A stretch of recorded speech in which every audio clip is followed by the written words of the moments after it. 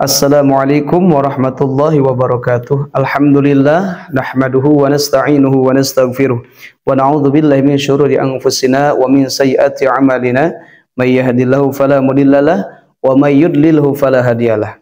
Allahumma shalli wa sallim wa barik ala Rasulillah amma ba'du. Sahabat channel BMTV yang dirahmati Allah Subhanahu wa taala, dan alhamdulillah kita bisa berjumpa lagi silaturahim meskipun melalui media sosial, dan kita berdoa kepada Allah semoga kita disehatkan zahir dan batin, dan semoga kita diberikan kebaikan dunia dan akhirat, dikuatkan akidah kita, keimanan kita beserta keluarga kita, dan yang mempunyai hajat-hajat Allah semoga mengabulkannya dan dibebaskan dari hutang piutang, amin ya Allah ya rabbal alamin. Ikhwan fillah yang dirahmati Allah Subhanahu wa taala, banyak orang yang berdoa kepada Allah Subhanahu wa taala, tetapi dia merasakan, kenapa sih saya selalu berdoa tiap hari, tiap malam, tiap jam, sehabis sholat fardu, sehabis sholat sunat, tetapi saya merasakan bahwa doa saya itu tidak diijabah, doa saya itu tidak kunjung diijabah, bahkan saya selalu meminta kepada Allah, sedangkan dia mengatakan bahwa Allah itu sudah berjanji akan mengijabah doa. Emang betul, Allah itu berjanji setiap orang yang berdoa Allah akan berikan ijabah. Allah akan ijabah doa tersebut. Tetapi, nah, di sini dijelaskan ternyata ada doa-doa yang dihalang, yang doa itu akan ditolak oleh Allah, tidak akan dikabulkan. Jadi ijabahnya akan ditunda ketika orang tersebut melakukan 7 hal atau salah satu dari 7 yang nanti saya akan sebutkan. Ikhwan fillah yang dirahmati Allah, yang 7 ini dijelaskan di dalam kitab Tanbihul Ghafilin. Bagian yang 7 ini akan menghalangi terijabahnya doa kita. Jadi 7 perkara ini akan menghalangi doa kita diijabah.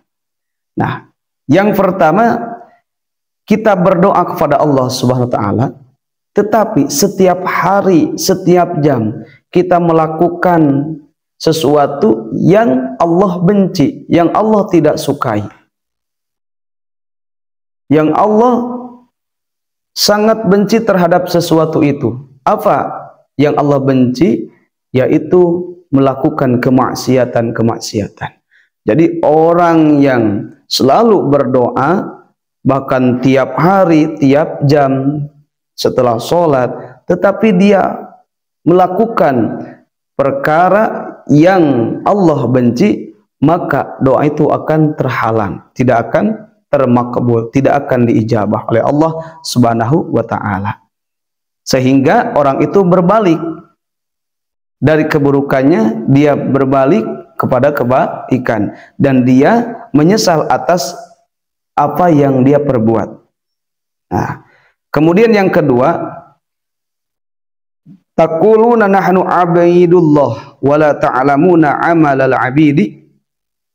Orang yang akan dihalang doanya, dia mengatakan bahwa aku ini adalah hamba Allah, tetapi dia tidak menunaikan hak hamba kepada Allah Subhanahu wa taala.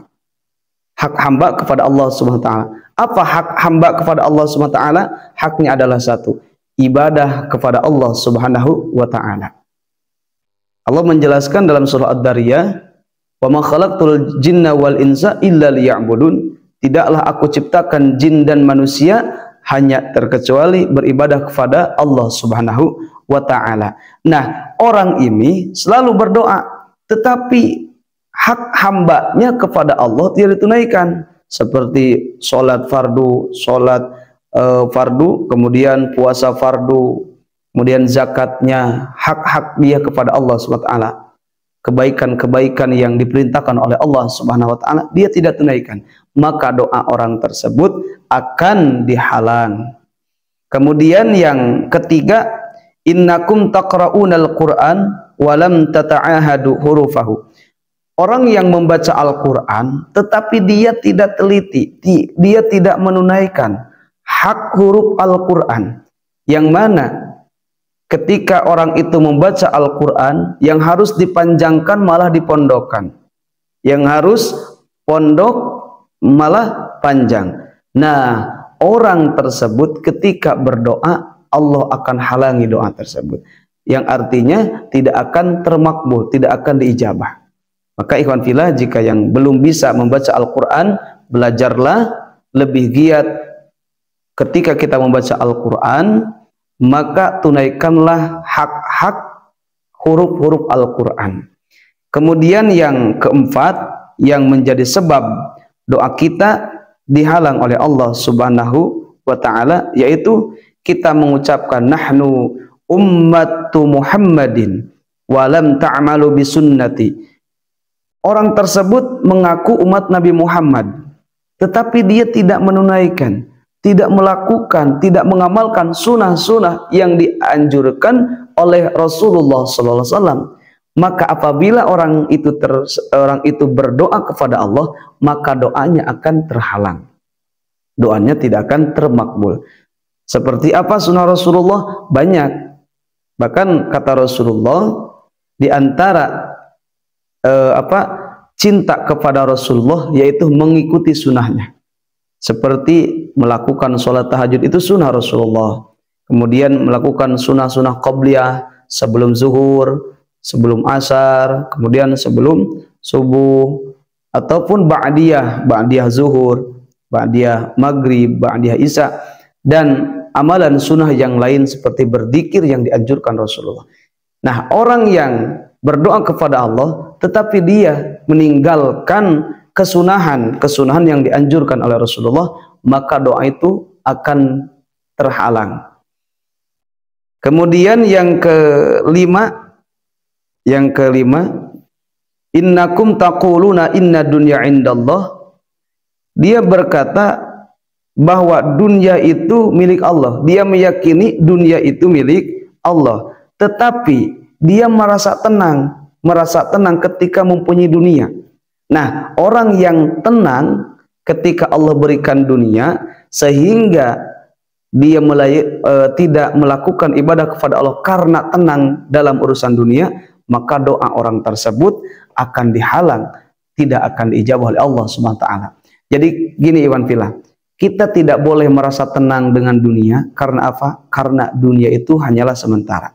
Kita harus merasa tenang ketika kita mempunyai Allah, karena Allah itu selamanya.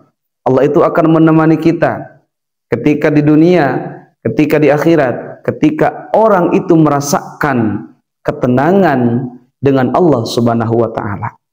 Nah, jadi orang yang meyakini dunia itu milik Allah, tetapi dia merasa tenang dengan dunia, tidak merasa tenang dengan Allah, maka doanya tidak akan diijabah. Kemudian yang keenam, dia meyakini innaha zailatun wa amalukum a'malal muqimina biha. Dia meyakini bahwa dunia ini akan lenyap, akan hilang.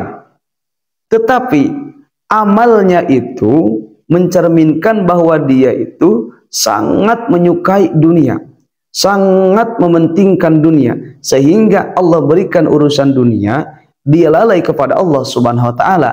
Nah, orang tersebut yang cenderung hatinya kepada dunia, tidak cenderung hatinya kepada Allah, maka doanya akan terhalang. Kemudian yang ketujuh, innal akhirata khairun minad dunya wa la tajhaduna fi talabiha wa takhtaruna ad-dunya 'alal akhirah. Orang yang mengatakan sesungguhnya akhirat itu lebih baik daripada dunia, tetapi bukti nyata, orang tersebut tidak juhud dalam mencari hal dunia. Kemudian orang tersebut memilih dunia daripada akhirat. Dia selalu mengedepankan kepentingan dunia tanpa mendahulukan kepentingan akhirat. Nah, orang yang mendahulukan kepentingan dunia daripada akhirat, doanya tidak akan diijabah oleh Allah Subhanahu wa ta'ala karena terhalang. Nah, bagaimana supaya doa itu diijabah oleh Allah Subhanahu wa ta'ala?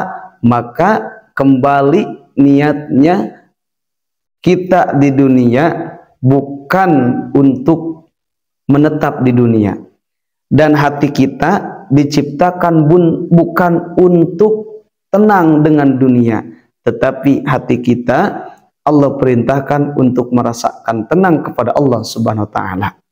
Nah, caranya supaya doa itu termakbul, kita tobat dari kesalahan yang tadi saya sebutkan, baru doa itu akan diijabah oleh Allah Subhanahu wa taala.